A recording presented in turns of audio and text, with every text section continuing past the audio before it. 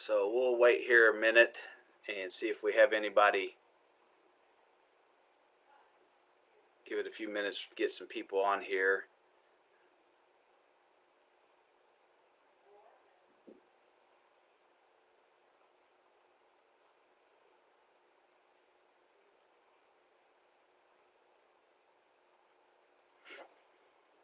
Oh, we got one person on. So we're going to, my name's Kelly Phelps, and I'm here at the Harrisburg District Library, and I'm going to review a book called Pappy Land by Wright Thompson. And I'm going to just give us a minute or two to let some people log on here. We may only have one person watching. Oh, we got two, so it's probably my parents. But anyway, so we'll give it just a minute, and I know it's a busy time, and people, we usually do this live here at the library, and obviously due to the pandemic and the COVID restrictions, we're forced to do things a little bit differently. So we're doing this review on Facebook Live, and I guess when you're given lemons, you try to make oh, I heard something good. If you're given lemons, make limoncello. So I like that better than lemonade. But I'm going to give it another minute to get some people on here. Looks like we've got about 4 people, and then we'll get started. It's 12:02. I am going to. I don't know. I know I've done Facebook Live before at home on some situations, and I do think that you can send some questions.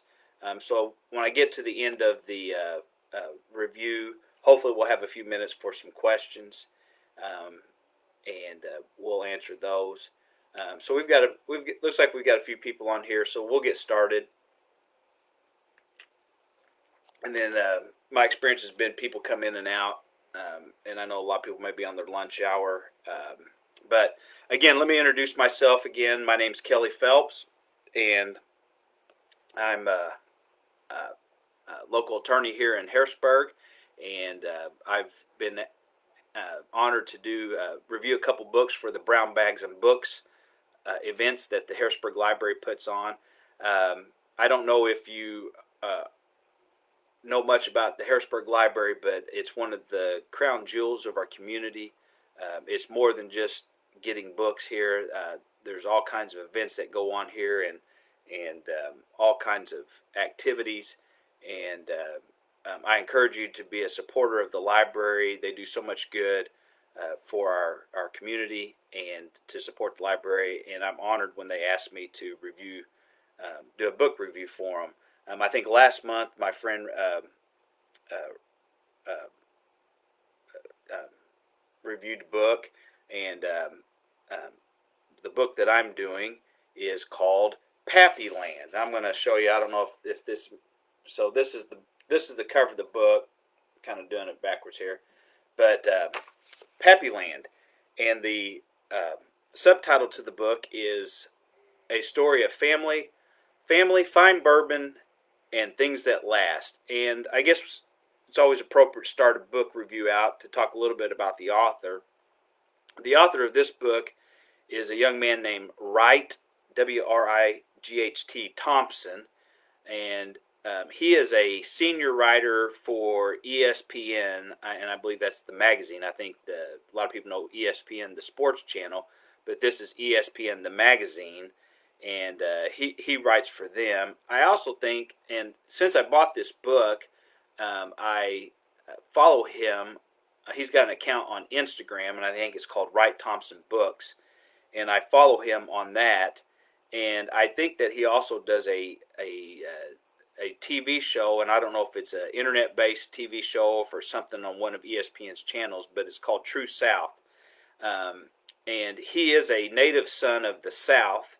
He currently lives in Oxford, Mississippi, and his family is from Mississippi. And if you read the book, he talks about his family growing up in Mississippi and being a son of the South. And I'll talk a little bit about that. One of the themes of this book is kind of the duality of the South, which is always something that I've found interesting, and something that's always attracted me to the South.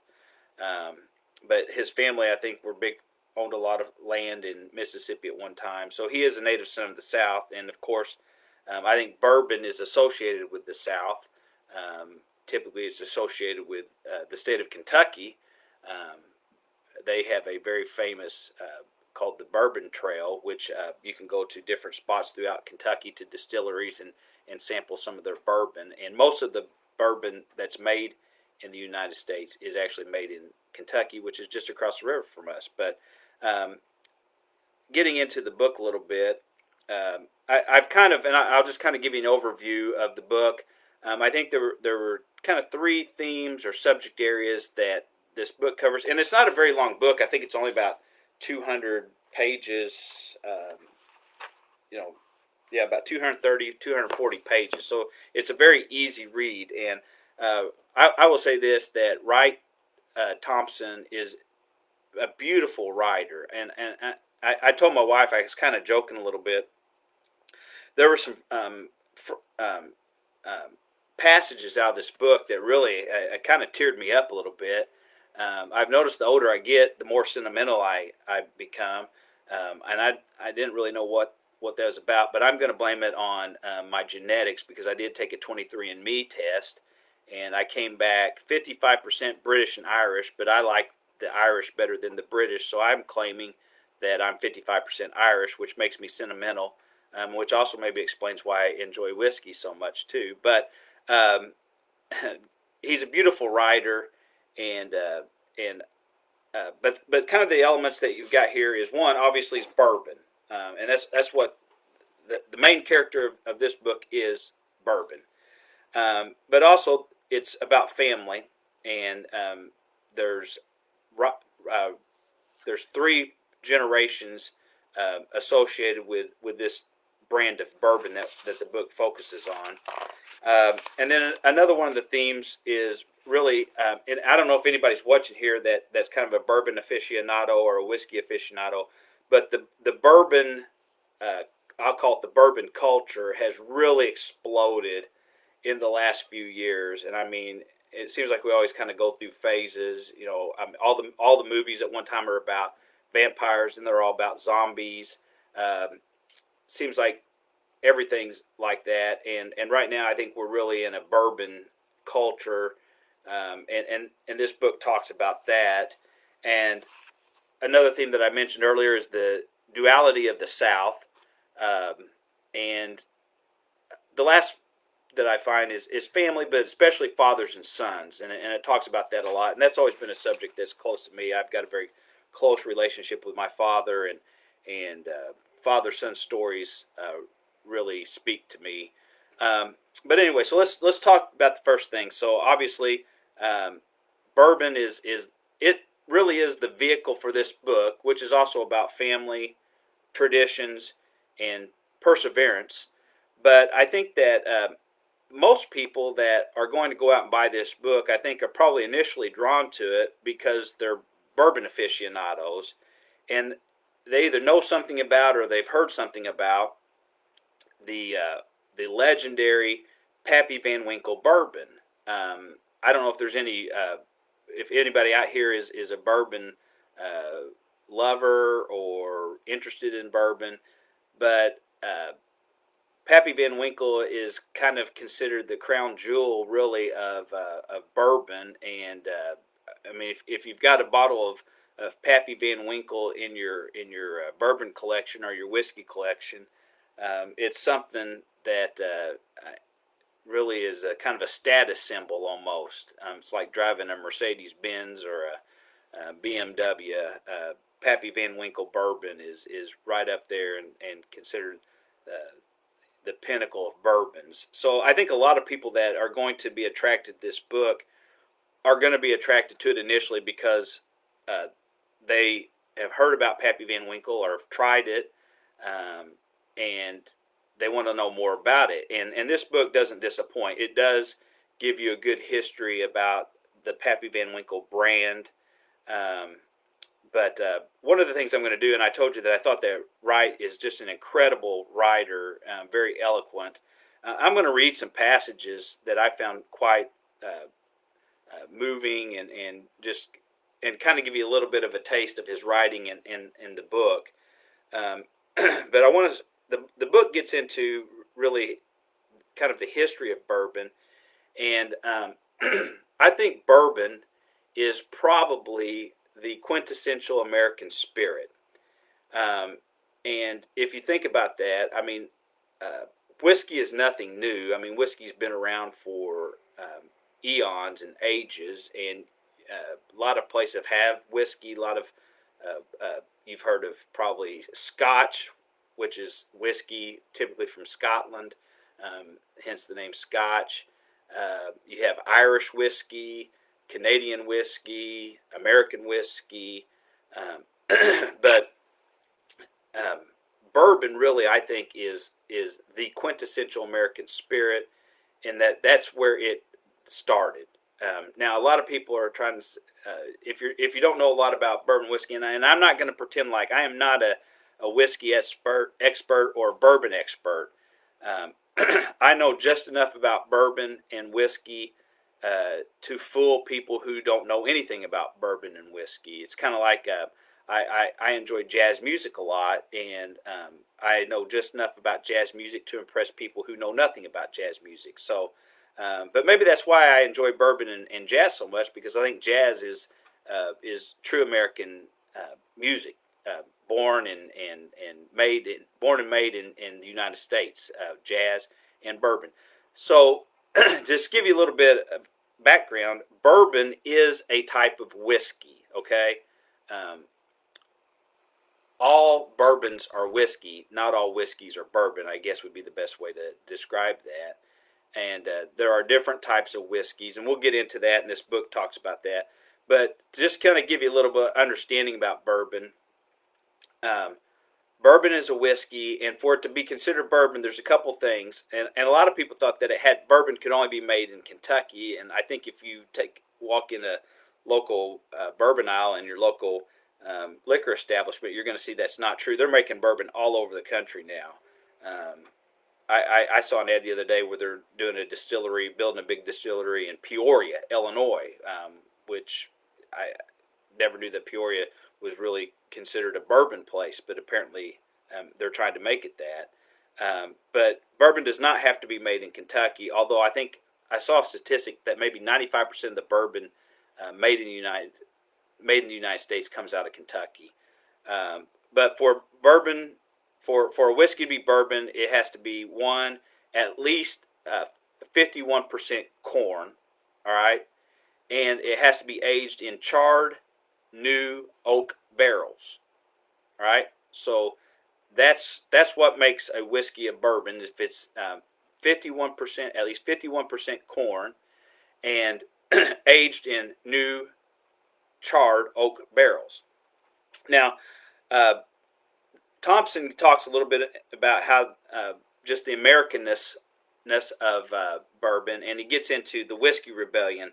And I'd always heard about the Whiskey Rebellion, but I didn't know a lot about it. But I thought his take on it was very interesting, and it seems like it was very appropriate in this particular time period that I'm reading the book. And if you follow politics any, I think that you would see that really it seems like that the two ends of our political spectrum used to be more kind of liberal conservative or Democrat Republican. And I think what you've seen lately, at least in the past few national elections, that you're seeing more of a divide, less and less of conservative, liberal, Democrat, Republican. I think you see more and more of urban versus rural.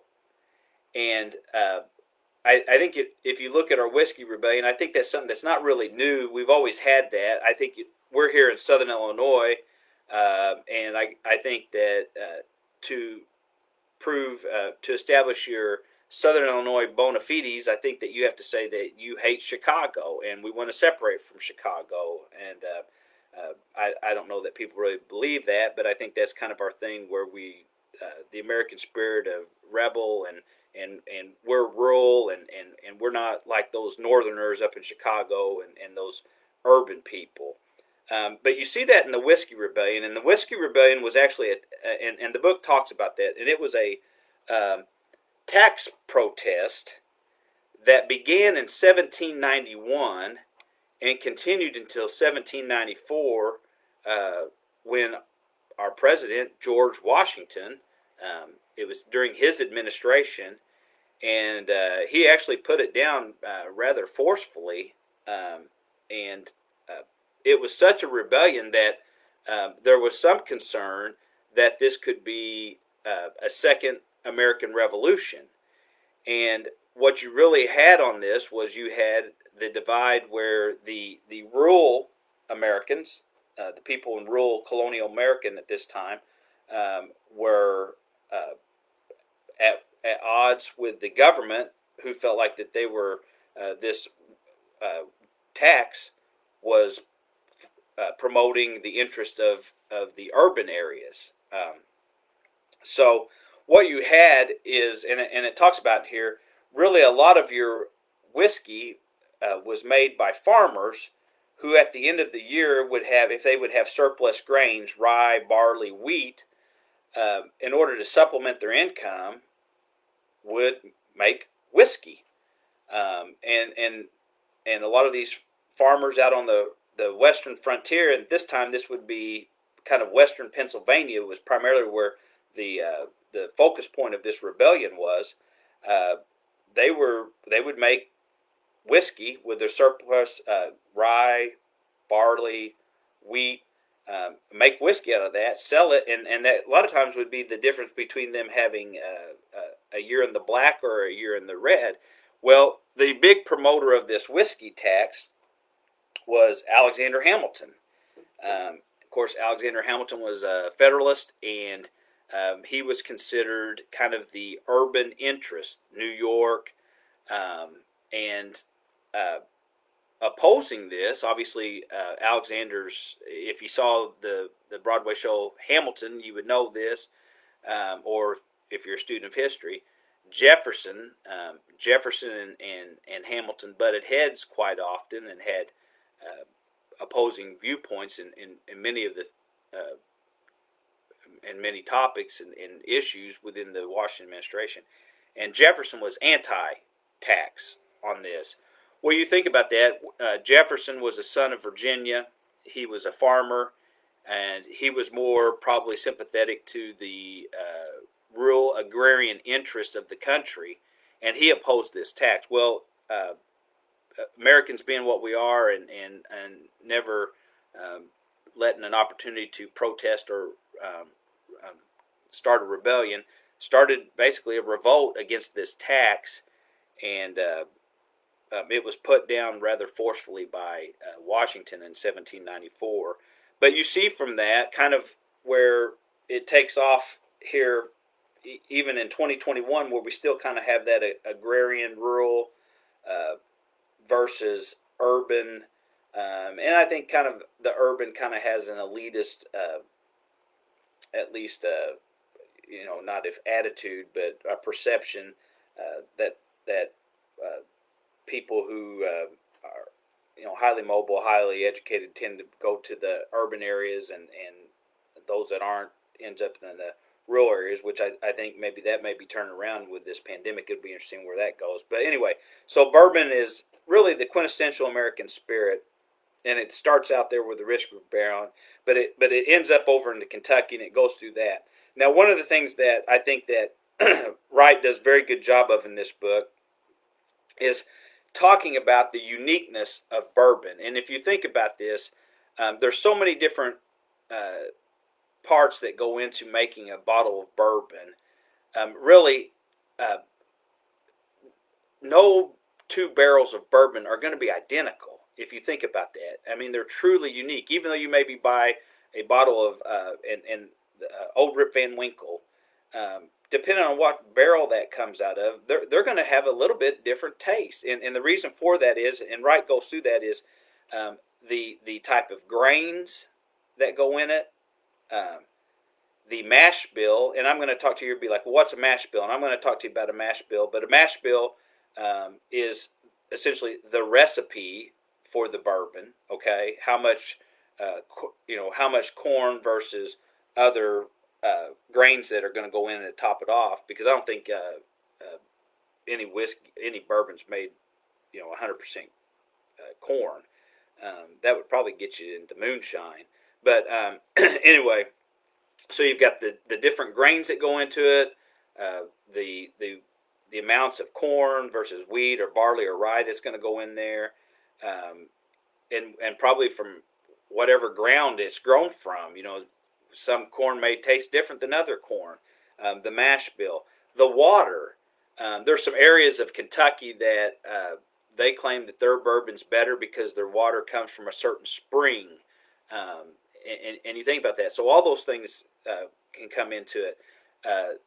Bourbon is made in stills. Stills typically are made out of copper. The size of the still, the structure of the still, the elevation of the still, all those things can change the flavor and taste of bourbon. Like I said earlier, the whiskey that goes, the bourbon that when it goes into the barrel and is aged in there, the oak in those barrels, different trees, it's all white oak, but that's going to affect the taste of it. And then these barrels are also charred, so if there's more char in one barrel, that's going to affect the flavor versus another barrel. So really, that's something that I think that people, and it's a lot like wine drinkers, the same thing's going to make up that, but really every bottle of bourbon is unique, and depending on the barrel that it comes from, it can be different. And so I think that's one thing that attracts people to bourbon, is just that uniqueness from the whiskey that comes out of each barrel. And I think that Thompson does a real nice job of capturing the complexities that goes into making a bottle of bourbon. I'm going to read to you just a little excerpt out of his book here. Get to it. And he does, and he's talking here, and when he's referencing Julian, let's tell you otherwise. We're going to have the Pappy Van Winkle, which is it's named after. He is Julian Van Winkle Sr. Then there's his son, Julian Van Winkle Jr. The Julian that this book focuses on is Julian Van Winkle III, which is the grandson. He's now in his 70s, I think. But when he references Julian here, he's typically talking about Julian Van Winkle III, the one that's alive now. The other two are passed away. But here's Wright describing what goes into making up a bottle of bourbon. That fire of birth and blood is the most essential ingredient of many things that come from this part of the world, especially bourbon. It is more important than corn or wheat or water. The key to bourbon is time. Julian likes to talk about whether or not the whiskey put into the barrel to age, quote, makes the trip, end quote. I like that, makes the trip. That is, will it emerge from that barrel as a fine bourbon, or will something happen to it along the way? His whiskey hibernates for a long time, as long as 25 years, and once the barrel is stored in the warehouses, there's nothing Julian or anyone can do to guarantee that magical living process is playing out as it should. Bottling doesn't promise survival either. Just as time is the greatest ingredient in bourbon, it is also its greatest enemy.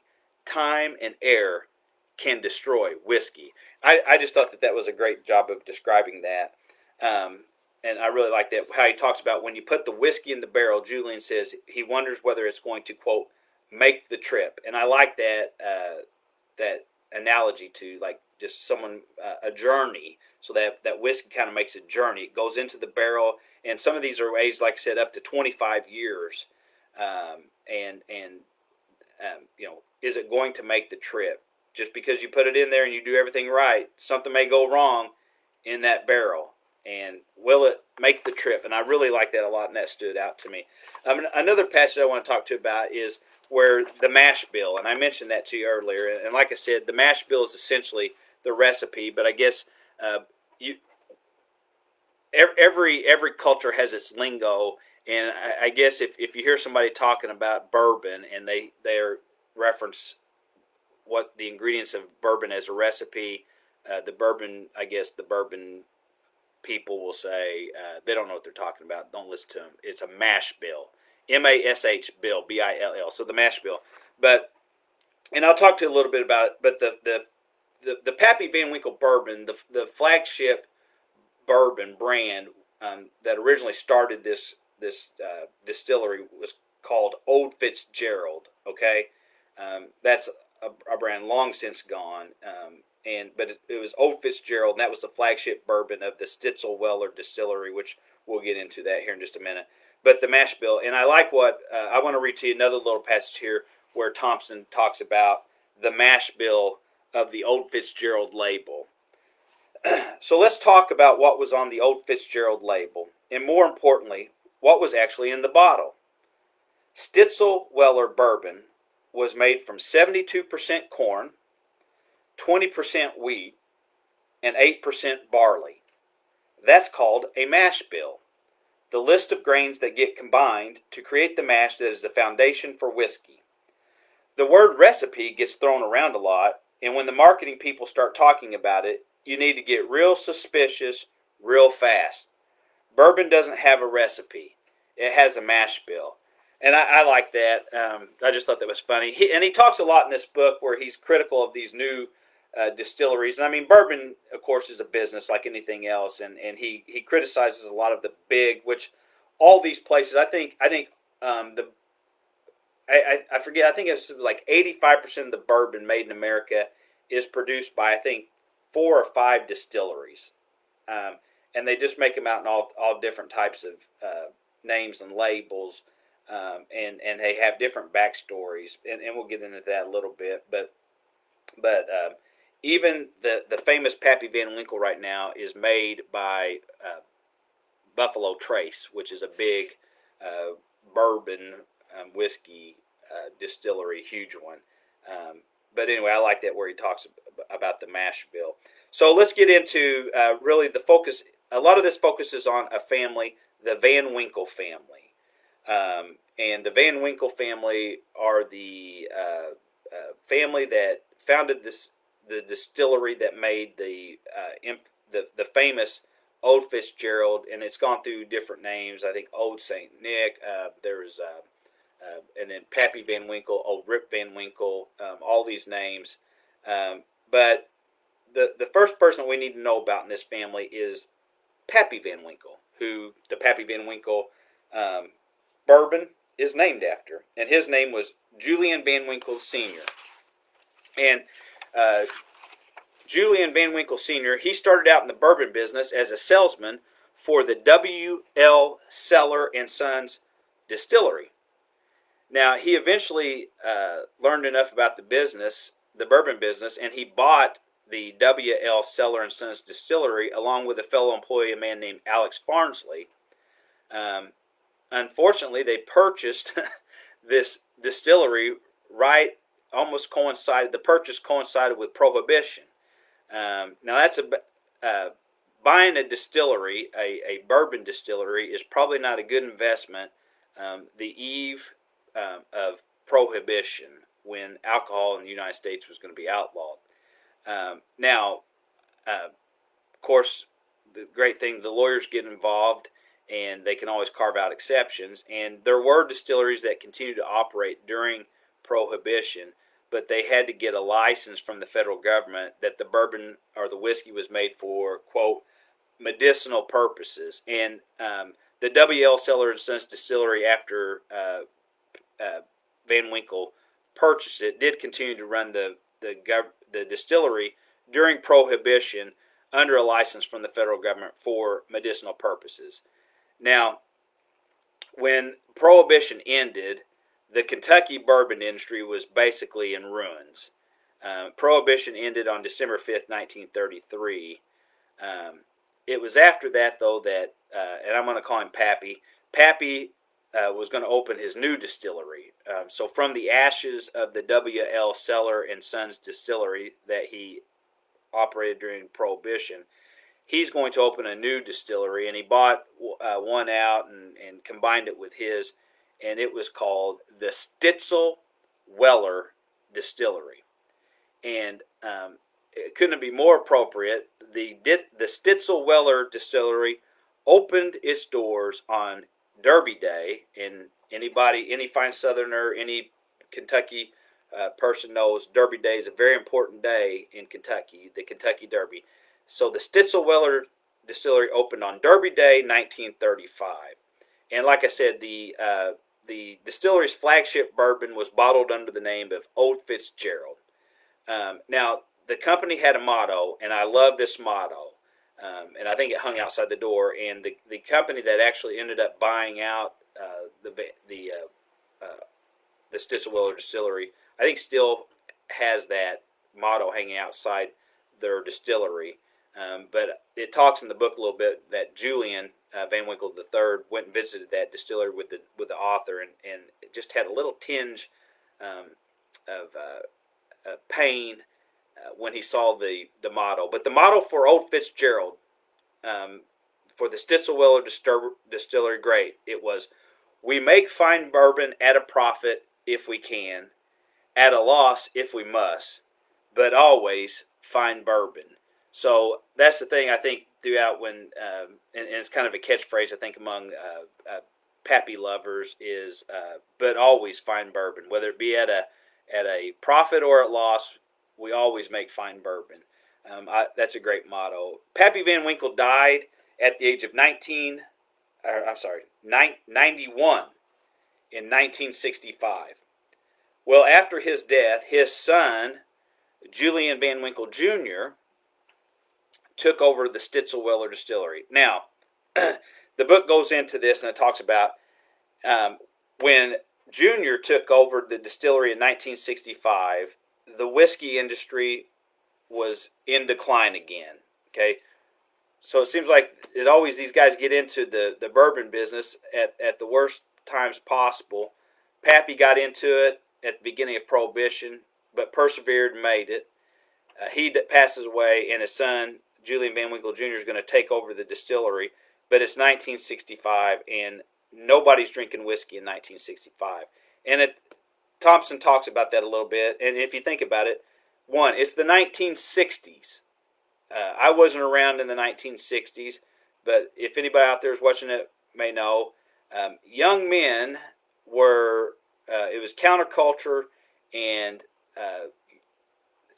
people did not want to be like their parents, and in the 1960s, young men did not want to drink what their fathers drank, and their fathers drank whiskey and bourbon. They weren't going to drink that. They were going to drink something else. Well, along comes a spirit named vodka. Vodka was the hot spirit at that time, and it was interesting. One of my favorite fictional characters, both in literature and in movies, is James Bond, 007. And, of course, James Bond movies come out, Sean Connery, in 1960s, and he had the famous line, he'll have a vodka martini, shaken, not stirred. So James Bond kind of hurt the whiskey industry a little bit, too. If I understand right, they talk about in the book that really before the 60s that vodka did not have the name vodka, at least in the United States. I may be wrong about this, but it was called just a neutral grain alcohol. And so, I guess that kind of makes sense because I don't think vodka has a lot of flavor, really. And it's kind of a neutral grain alcohol. That's a good description of it. Well, Julian Van Winkle Jr. tried to run this company as long as he could, but he was taking on water and he just wasn't going to make it. And so in 1972, he had a board of directors and his shareholders. Basically, they were tired of losing money, and they forced Julian Van Winkle Jr. to sell the Stitzel-Weller Distillery and all rights to all of its brands except the old Rip Van Winkle name. And that was sold in 1972 to a huge alcohol conglomerate, which I think was called Diego at the time. And they really didn't have any interest in making fine bourbon, they were a big company interested in making money. And Thompson talks about that and is a little bit critical of the company. Says that distillery was run by accountants. But that brought great. That was something that wounded Julian Van Winkle Jr. is that he had to sell the distillery that his father founded and had made into a legendary distillery, and he struggled with that up until he died in 1981. And I think it was just something where he considered that himself a failure for not being able to keep this distillery going. But I don't think it was anything that he did wrong. He was just in the wrong place at the wrong time, and it just was not time for bourbon in the whiskey industry. But so he dies in 1981, and that's where our Julian Van Winkle III, who's the person that is focused on in this book that Thompson focused on, and Wright Thompson has developed a friendship with Julian Van Winkle III and his family. And actually, if you read some other reviews on this, some people are critical of the relationship that Thompson has developed with Van Winkle. But I don't, it seems like to me that people always find something to nitpick about. And I think that if Julian Van Winkle III is every bit of the person that Thompson describes, I don't know who could not like him. Plus, it's going to get you a little bit close to being able to get your hands on some of the legendary Pappy Van Winkle bourbon. But anyway, so Julian Van Winkle III comes in, and he's the main focus of this book, and he's trying to keep the family legacy alive, because remember, they sold the rights to all their brands except for the old Rip Van Winkle, and he's going out and trying to bottle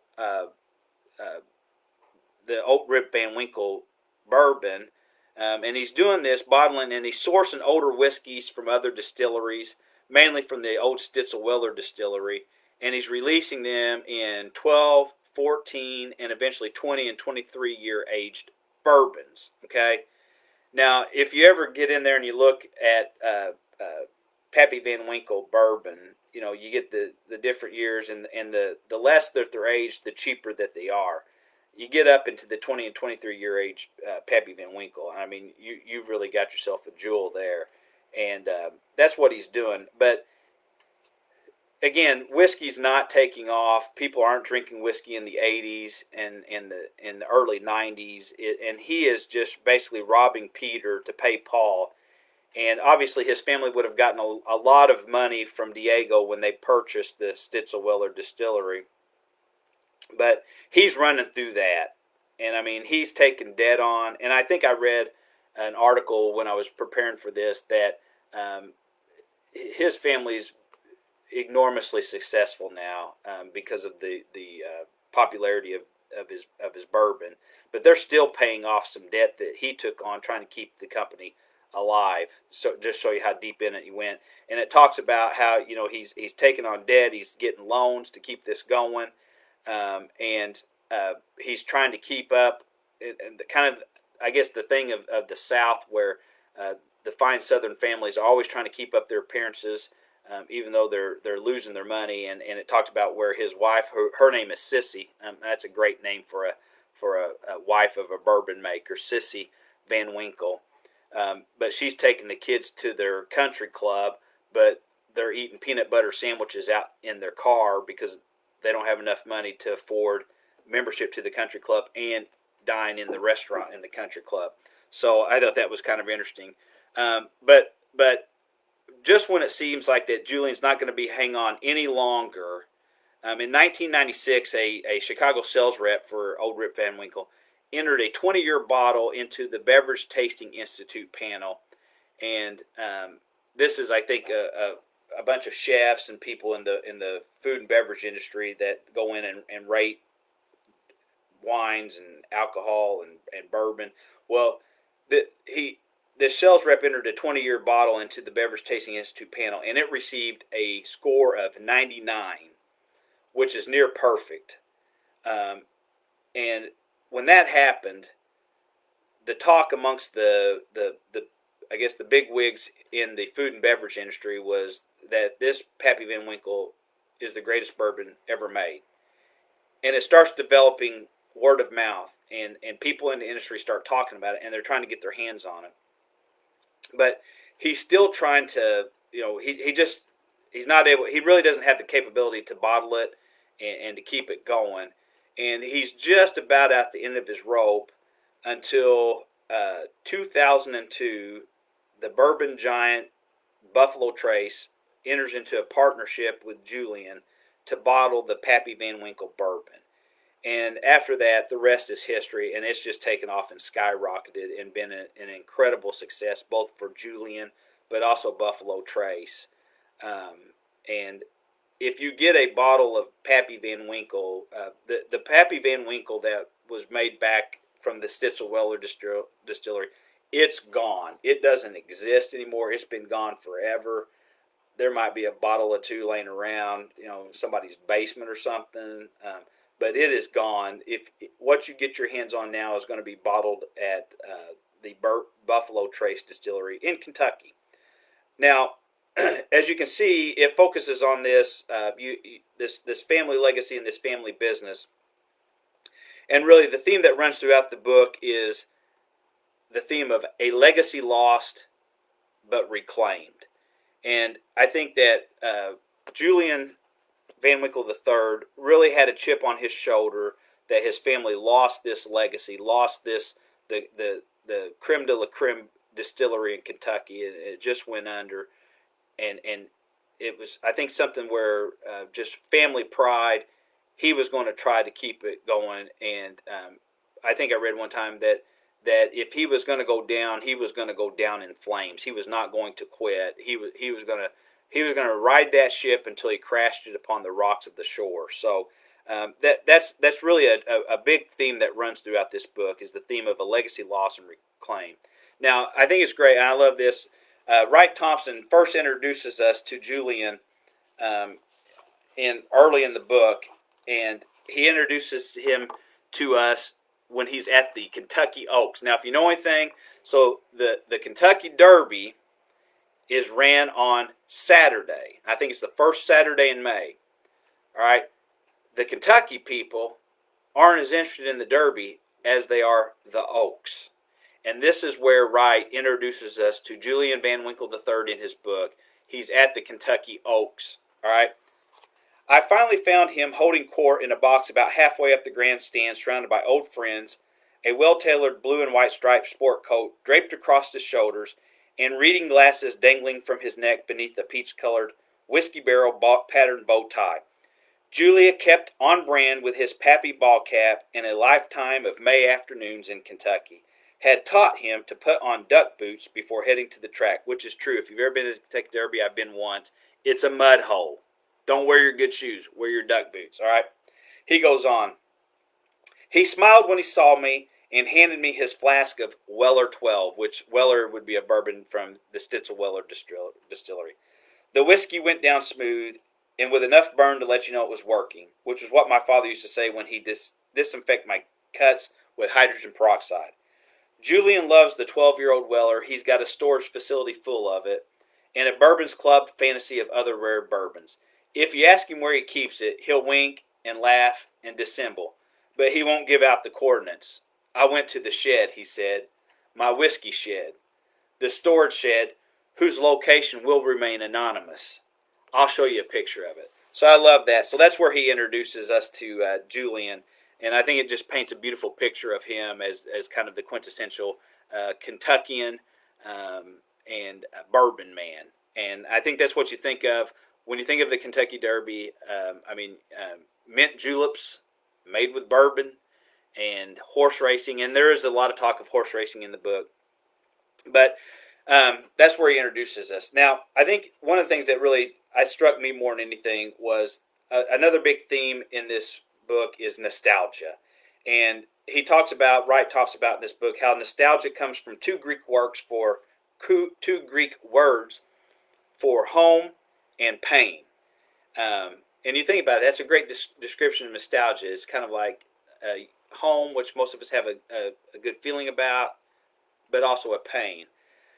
Wright describes bourbon drinkers with this phrase, and I think it's great. Okay, he says that vodka's for the skinny, scotch is for the strivers, and bourbon is for the homesick. And it talks about here how really bourbon drinkers, people that are drawn to bourbon, are people who are drawn to stories and drawn, and they yearn for a time that probably never existed. And Wright talks about that in this, and I'm going to read another section out of this book here. It says, bourbon drinkers were often motivated by nostalgia, by this desire to stop the march of time and the cold hand of reality. It's a drink made for contemplating, and what is usually being contemplated is the easy and often false memory of better days. The bottle itself takes us there. It's why Mississippi Delta farmers still drink Old Charter, even though it's not nearly as good as it used to be, or why a Heaven Hill or Kentucky Tavern label reminds a lot of Southern boys of high school, or how the red wax on a Maker's Mark bottle evokes your father's liquors cabinet. So he talks about that, and I think that's just a great, just bourbon drinkers are nostalgic people, and they yearn for a time that probably never existed. He describes another one here, and I want to read it to you, about the mystery and the mystique. And we talked a little bit how every barrel of bourbon is going to be different. And I think this passage describes that perfectly. There is an orchid that lives for only one night. It grows in the wild on cactuses. Old bourbon is a lot like these flowers. Once you crack the seal and pull the cork, the whiskey sometimes only has minutes to live. I think of that poem, The Walking, by Theodore Rothke, about how we begin dying the moment we are born. That's true for bourbon, too. One afternoon, Julian and I drank an old Stitzel Weller that had been made in the late 1960s. His father was living when this whiskey got distilled and barreled. And so when he opened the cork, he needed to gently pull it out with a wine key as it crumbled. A world in which his father was still alive briefly filled Julian's kitchen, on our noses and tongues when he poured a glass for each of us. We sat at his kitchen counter and drank in silence. And I just love that. I mean, that just description of it. And that's really, I think, that what he talks about here. I think you see something. I think of whiskey drinkers, and I think the thought comes to my mind: whiskey drinkers do shots, young ones do, and the older ones, they sip it because they want to enjoy it. And it's just like what he talked there. That bottle that he opened there, his father was still alive when it was bottled, and it evoked all that, and it meant something. I think bourbon is like most things, most material things, and it reveals something about the character of a person that has it. He talks about, and I'm going to read real quickly. He goes to this bourbon exhibition with Julian and son Preston, and I'm going to call these people kind of the bonfire of the vanities. People who just, you kind of think of them like your yuppies, and they're just consumers. They're consumers of whatever it is, and in this particular thing, they want to be consumers of bourbon. And he calls them asshats, which I apologize for the language on that, but that's what he calls them, and I'm going to read this. Wright says, as I took in the event, I realized I was seeing the same scene playing out over and over again. Some people were real asshats. The whole thing caused a visceral reaction that caught me off guard. It didn't make sense or even reflect the overall spirit of the event. Most people were loving and sharing a bucket list experience with friends, and yet I hated to admit that the longer I stood there, the more I focused on the asshats. It was strange and exhausting. An idea floated around my subconscious, stubbornly refusing to cohere enough to acquire the power of language, but there was some chain of unintended consequences going on here to create both this event and my reaction to it. Bourbon became popular again, and then it became expensive and rare, which made it more popular and yet so hard to get that its original purpose as a way to facilitate and lubricate fellowship was being replaced by the hunting for and finding of it. The economy of bourbon was pushing out what I loved most about it. Maybe that's why I was reacting so strongly. When the event finally ended, Julian and Preston looked wiped out. They both needed a drink. And I think that's what you see here. There is really a culture here, and I think these people, they're just always consumers, and it's like anything else. A bottle of Pappy Van Winkle is becoming kind of a sign of affirmation, a status symbol. It's kind of like if you have achieved, you want to buy an expensive car, an expensive watch. You want to have a bottle of Pappy in it. And that's really what he talks about here. That's not what it's about. Bourbon is something that should be shared with friends, with family, with people that you love, that you have a relationship with. It lubricates that fellowship, is the term that he used. And he talks about really a great story here, where they were at a whiskey exhibition in New York, and they meet a man there who is very nice, and they are talking to him, and this gentleman talked about how much he loved the Pappy Van Winkle bourbon and what a fan of it was, and just had a wonderful conversation. Well, some people came up and said, that man that you were just talking to is the best ear, nose, and throat doctor in the country, and his name was Dr. Goldowski. And he left his name and number with him, and with Julian. Well, it wasn't long after that they discovered that Julian's son, Preston, who's now going to take over the company when Julian passed away, was partially deaf. And it talks about where Sissy had found the card for this Dr. Godowski, reached out to him, that they had met, became friends with at one of these whiskey expeditions, and he didn't do the surgery, but he sent Preston to the doctor that fixed his hearing loss. So I thought that was just a great anecdote there that just shows how bourbon can be something beautiful, can be something that can help flourish friendships. And he talks a lot about it here, what it means when you give a gift of bourbon to someone. That's a great compliment to a person, that if you give them a bottle of bourbon, I guess if they're bourbon drinkers, that it's really a statement of, you're my friend, you're someone that I love, you're someone that I enjoy. I want to share this with you.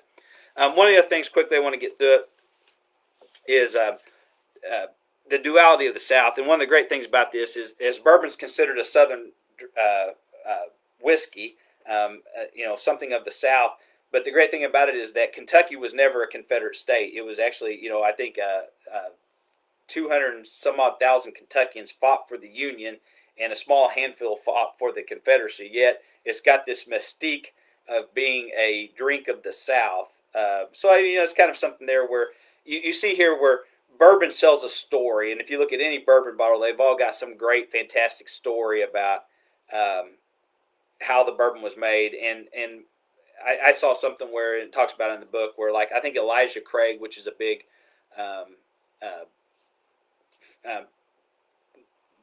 respected bottle of bourbon, that distillery was made by Jewish businessmen, and they just didn't think they'd be able to sell it if they gave it some Jewish name on the bourbon, so they called it Elijah Craig, and takes off because it sounds like some old guy from the South.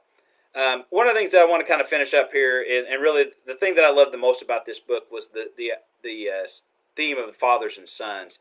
And Wright Thompson does inject himself personally into this book a lot, and that has been criticized by people that have reviewed it. That didn't bother me much. In fact, I think it made the book kind of good.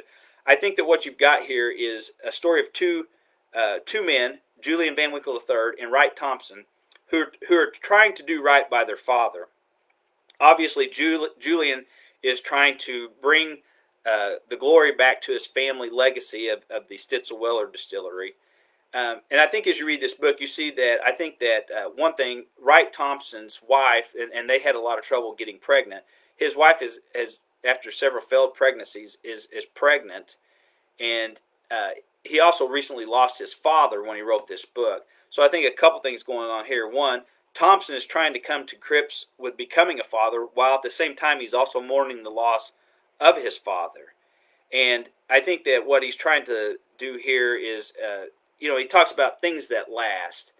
And, he just talks, there's one thing here that I've just got to read, and this was probably one of my favorite passages.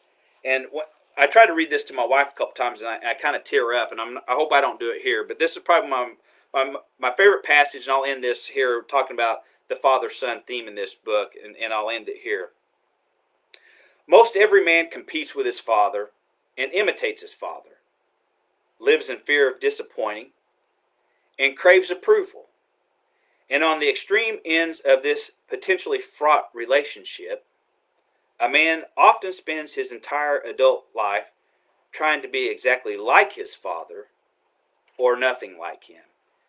And that passage there, I mean, when I read that, I just absolutely fell in love with this book because I think that describes a lot just how important. I think, especially, I'm a man, and uh, it talks a lot about that.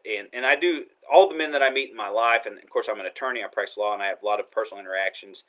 And it seems like you got two types of guys that are trying to be exactly like their father, or trying to be nothing like their father.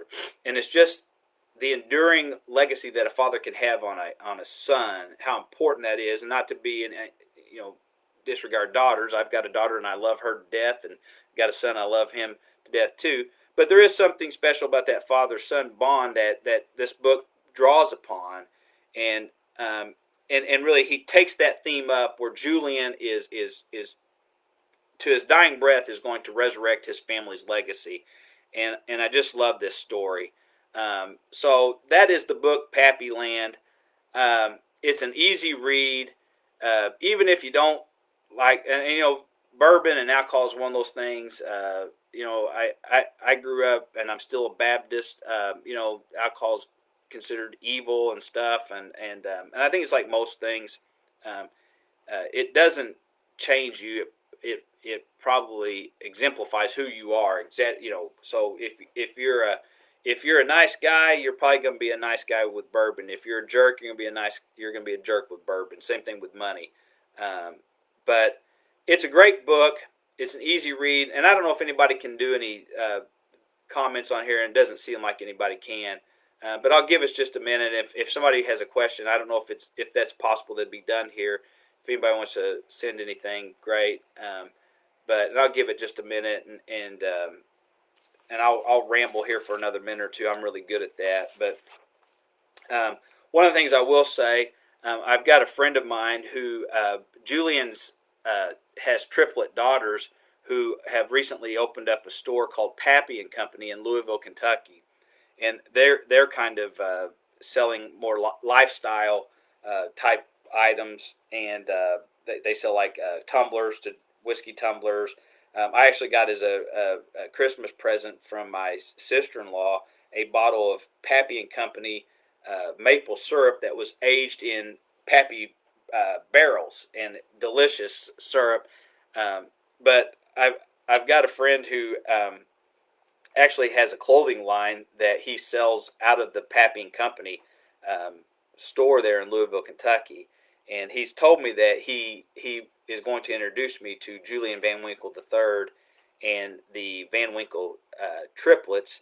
I'm going to hold him to that promise. Obviously, we're going to have to wait for this pandemic to get over with, but hopefully I'm going to do that. And I'm going to take this book with me when I go, if I get to go, and I'm going to see if I can meet Mr. Van Winkle III and have him sign my book. I also tell you, I did buy this book at a store in Paducah, Kentucky called Slim's Frenchtown Mercantile. Look it up. It's a great little store. It's got some clothing, men's clothing, but they're also selling some specialty books, and that's where I bought this book. And the owner of the store told me that they had scheduled Wright Thompson to come and do a book signing and a book review there at Slim's in Paducah, but it had to be canceled because of the pandemic. They're hoping that they're going to get him back this summer to do that. So I've left my business card with them to call me if that gets scheduled. I do follow them on Facebook and Instagram, so hopefully I'll see it on that too. But anyway, so that's Pappy Land. We're out of time, and I just want to thank everybody that dialed in and watched the review.